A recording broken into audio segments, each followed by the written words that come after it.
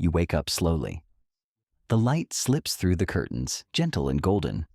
Birds chirp outside like they always do. But something feels different. Your back is stiff. Your hips ache. The comfort of your bed feels like a trap. You know getting up means pain, effort, maybe even fear. You stretch just a little, and already your body protests. You lie there a moment longer, not because you're lazy, but because you're tired, not just physically, but emotionally. You wonder, where did my strength go? You used to get up without thinking about it. Now every movement takes intention. Every morning brings a new question. Will today be one of the good days or the hard ones? Maybe you've watched friends slow down too. Some have stopped traveling, others rely on canes or worse, painkillers. And you wonder quietly to yourself, is this just what aging is? Is this all that's left? But then, sometimes in a quiet moment, maybe while sipping coffee or watching the sunset, you remember who you were. How you danced at weddings, carried groceries, played with your kids, hiked with joy, stood tall with pride. And you ask yourself, what if I could feel like that again? Just a little bit more? Not to chase time, but to reclaim some of what made life so full. Because deep down, you don't want to just survive these years, you want to live them. Fully. Proudly. Without pain holding you back, and I'm here to tell you, you still can. Let me show you how. Let's talk about something that may not feel urgent, until it is. Back pain. You might have brushed it off for years. A twinge here, a stiffness there. Nothing serious, just getting older, right? But lately it's been more than that. It lingers longer. It wakes you up at night. It makes you think twice before bending down to pick up your grandchild, or even tying your shoes. And the truth is, chronic back pain doesn't just hurt your body. It steals pieces of your independence. It keeps you from doing the things you love, from walking in the park, from playing cards with friends, from dancing at a family wedding. And sometimes without realizing it, it pulls you into silence, into isolation. Because when your body hurts, your spirit does too. I want you to imagine something for a moment. What if your back didn't hold you back? What if you could move through your day without bracing for pain, without worrying about how long you can stand or whether you'll be able to get up easily from the couch? What if you could walk proudly again, shoulders straight, head high? Not because you're trying to impress anyone, but because you finally feel like you again. This isn't about turning back time. It's about honoring the life you've lived and making sure you get to live fully in the years ahead. That's why this matters, because you deserve to age with strength, dignity, and ease. And I'm not here to sell you on some miracle cure or complicated routine. No gym memberships, no expensive equipment, no painful stretches that make you question your life choices. Just one simple, powerful stretch, done daily, that can change everything. A stretch backed by science, tested by time, and trusted by people just like you. One small step toward taking back control. Let's begin. Let me tell you a story. There was a man I met once. Let's call him George. He was in his early 70s, tall, soft-spoken, and always wore that gentle smile that comes from a life well lived. He came to me because his back had started to betray him. It hurt to walk, it hurt to sit, and most of all, it hurt to feel like he was fading. He told me, "I just thought this is how it goes. You get old, your body gives out, that's the deal." But something in his voice told me he wasn't ready to give up. Not really. So we talked. We looked at his habits, his posture, his movements. And one day I showed him a stretch. Just one. Nothing fancy. No special equipment, no complicated instructions, just a quiet moment each morning, connecting with his body in a new way. And something shifted. Not overnight, of course, but after a few weeks, George said something that stuck with me. I didn't realize my body was still listening. That's the thing about aging. It doesn't have to be a slow surrender. Sometimes it's just waiting for us to ask for more. What if the pain you feel isn't just the price of getting older, but a signal? A whisper from your body saying, I need something. What if fatigue isn't just age, but hydration? Or stiffness not just time passing, but a quiet cry for movement? What if instead of resigning yourself to decline, you could respond to it? Because here's the truth.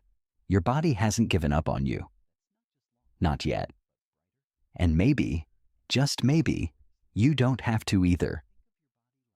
In the next part, I want to share something powerful with you, the science behind why that one simple stretch works so well. And more importantly, how it can bring you back to a version of yourself that still moves with ease, grace, and strength. Let's take that step together. Let's talk about something that might surprise you. It's not just your back that needs attention, it's your movement. Not intense workouts or exhausting routines, just movement. The kind of gentle, consistent motion your body was built for. The kind that used to come naturally when you were younger, walking to the mailbox, bending down to plant flowers, dancing in the kitchen while making dinner. You know what I mean. But as we age, movement becomes less automatic. It feels harder, riskier, like something we have to be careful with.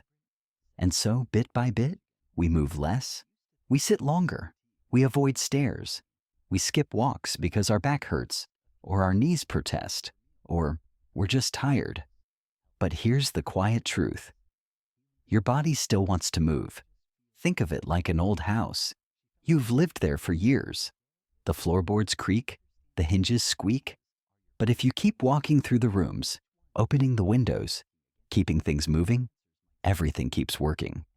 That's how your body is too. I once worked with a woman named Marjorie. She was 78, sharp as a tack, and had spent most of her life gardening. But after a fall a few years ago, she stopped going outside much. Her confidence slipped, and so did her strength. She told me, I don't want to hurt myself again. Sound familiar? So we started small, just 5 minutes a day, stretching in her chair, standing up to do dishes instead of sitting, walking around the living room while listening to music. And slowly, very slowly, her body remembered. She began walking again. First around the block, then 2, then 3.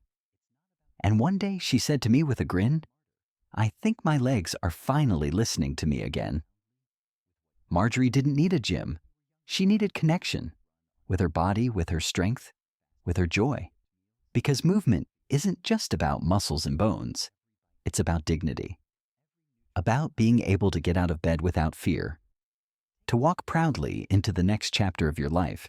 Have you ever felt like your body doesn't quite respond the way it used to? Like it's forgotten how to move with ease? You're not alone. And more importantly, you can still change that. Let's keep going. There's something most people don't talk about when it comes to pain. It doesn't always start in the body. Sometimes it starts in the heart. Let me tell you about Helen. She was 76 when I met her, sharp, kind, and soft-spoken. She had no major injuries, no serious conditions, yet she carried pain like a shadow. Her back hurt constantly, her shoulders were tight. She couldn't sleep through the night. When I asked what else was going on in her life, she hesitated. Then she said, I used to have my husband. I used to have my kids close by. Now, I mostly just have silence. That silence wasn't just loneliness, it was grief. It was disconnection, and it was showing up in her body. Because here's something science is finally beginning to understand. Your emotions live in your muscles. They settle into your spine, your neck, your hips, wherever tension finds a home. And over time, that emotional weight becomes physical pain. Have you ever noticed how your body responds when you feel truly at peace? Maybe after a visit from family, or a long conversation with a dear friend. You sit a little taller. Your breath feels deeper. Even your aches seem to soften. That's not coincidence. That's your body responding to your spirit. So many seniors, like Helen, live with pain they think is just part of aging. But sometimes, the real cause isn't just wear and tear. It's isolation. It's loss. It's carrying years of unspoken feelings without realizing how much they're weighing on you. And here's the beautiful truth. You don't have to carry it alone. Connection is medicine. Laughter is healing. A warm hug, a shared story, even a phone call from someone who still sees you, it all matters. Because when you feel seen, your body remembers how to relax. And when your body relaxes, pain begins to loosen its grip. Let's keep going. There's more to uncover. Let's talk about something you can do right now. Not someday, not when you feel better, but today. Because healing doesn't always start with big changes. Sometimes it starts with the smallest of steps, like how you begin your morning. Picture this. You wake up, maybe slowly, maybe with a few groans from your body, but instead of rushing to get up or reaching for the coffee right away, you pause. Just for a moment. Sit on the edge of your bed. Take 3 deep breaths. Feel your feet touch the floor. Notice how your body feels before the day begins. That simple pause, it's more powerful than you think. I once worked with a man named Frank, 72, retired teacher, used to starting his day in a rush. He told me he'd been waking up stiff and anxious for years. I just thought that was normal, he said. But we tried something new. Each morning, he began with 5 minutes of gentle stretching. Nothing fancy. Just sitting tall in a chair, reaching for the sky, gently bending side to side. Then he took a short walk around his kitchen while making tea. That was it. After just a few weeks, he told me, I still have some pain, but I don't dread the mornings anymore. And that made all the difference. You see, routines aren't about perfection. They're about presence. They're about giving your body the chance to wake up gently, move with care, and feel like it still belongs to you. So here's my question for you. What's one small change you could try this week? Maybe it's taking those 3 deep breaths first thing in the morning. Maybe it's walking to the mailbox without rushing. Or maybe, just maybe, it's doing that one stretch we'll talk about next. No pressure, no expectations. Just a quiet promise to yourself that you still matter, that your body still deserves care, and that every small step counts. Let's keep going. There's something most of us don't talk about when we think about health. It's not just about how long we live. It's about why we live. And that why has power. Deep, quiet, healing power. Because as we age, our bodies change, but so do our hearts. We carry years of love, loss, joy, and wisdom. And sometimes in the stillness of later life, it's easy to feel like your purpose has faded too. But here's the truth. You were never meant to stop mattering. You're still needed. In small smiles, in shared stories, in the way you hold space for someone else's pain. You're still growing, even if it's not in height or strength, but in grace. I want to tell you about someone named Eleanor. She was 81 when I met her, quiet at first, almost withdrawn. She had back pain, yes, but more than that, she carried something heavier: loneliness. Her husband had passed, her children lived far away, and she told me, some days, I wonder if anyone would even notice if I didn't get up. But then, one day she made a choice. She started going to a community garden near her home. Not because she loved gardening, she didn't. But because there was always someone there. A few minutes of watering plants. A few words with neighbors. That was all. And slowly, something shifted. She began to look forward to mornings again, to see herself reflected in the growth of a tomato vine, in the smile of a child passing by. She said, I realized I still had something to give, and that gave me something to stand on. That's the thing about purpose. It doesn't have to be grand. It just has to be real. So I ask you now, what do you want the next chapter of your life to feel like? Not what others expect of you, but what you long for, deep down. Because this isn't the end, it's a new beginning. And it can still be beautiful. You've made it this far, and that means something. Because you didn't have to keep watching. You could have turned away at any moment, but you stayed. You listened. And in doing so, you reminded yourself of something important. You still care. You still want to feel better, to move easier, to live with more joy, less pain, and a deeper sense of purpose. And I want you to know this. You are not too old. You are not done yet. Your body is not broken. It's just been asking for attention, sometimes quietly, sometimes loudly. And now, finally, you're listening.